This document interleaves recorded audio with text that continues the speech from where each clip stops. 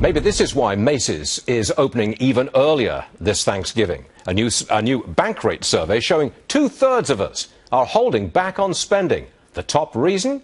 They say it's because their incomes are going nowhere. Worries about the economy coming in a distant third.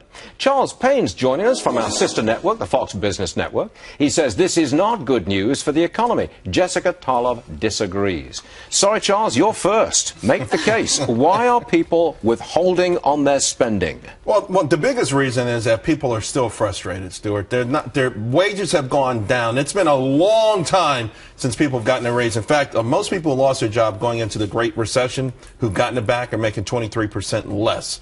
Now, having said that, I think you might see something where they'll start maybe to spend a little bit more as we get closer to Christmas and that kind of stuff. But people are frustrated. This is more about frustration than it is about fear right now, in my mind. Okay. Why are so many people holding back their spending, Jessica? Well, I'm excited because we don't fully disagree. I think that people are frustrated, and I think fear actually just generally has a lot to do with how Americans are functioning today generally. I mean, we have huge crises going on. We have ISIS. We have Ebola. I mean, people don't know where the world is going tomorrow. And but is that partly the result? I mean, is the anxiety part of the result of the president not making a strong stand on the crises which afflict us? I think that we do have a little bit of a leadership problem on these issues, and I think that the president... It's sort of like being a little bit pregnant.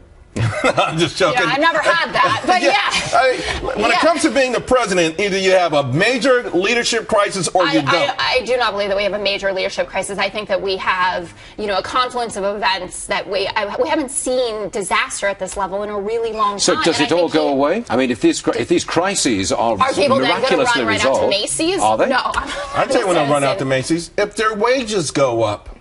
If we called off the highest corporate tax rate in the world, if we unleashed businesses, if we said, okay, being successful is not a bad thing, if we removed all of that, wages started to go up, of and course... the minimum wage, or just wages? No, the minor detail. The minimum wage is not a minor detail. The minimum wage is 2% of the population. I think it's between 3 and 5. 25 million workers raised over a long period of time. But look, wait a second. If we get real growth in this economy, 4% growth, then you'll get more income, then you'll get more spending. I don't think this president is going to give us 4% growth. In the next 2 years, I don't know, but maybe Hillary will give it to us come 2016.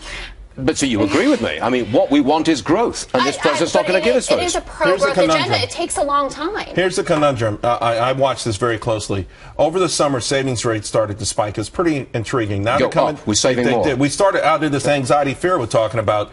If we do get a big boom in spending this holiday period, it will come at the expense of saving. So I think we will get better than expected shopping, but it won't be because the economy is better. Jessica, Charles, thank you very much indeed. Do not miss Charles Payne's show.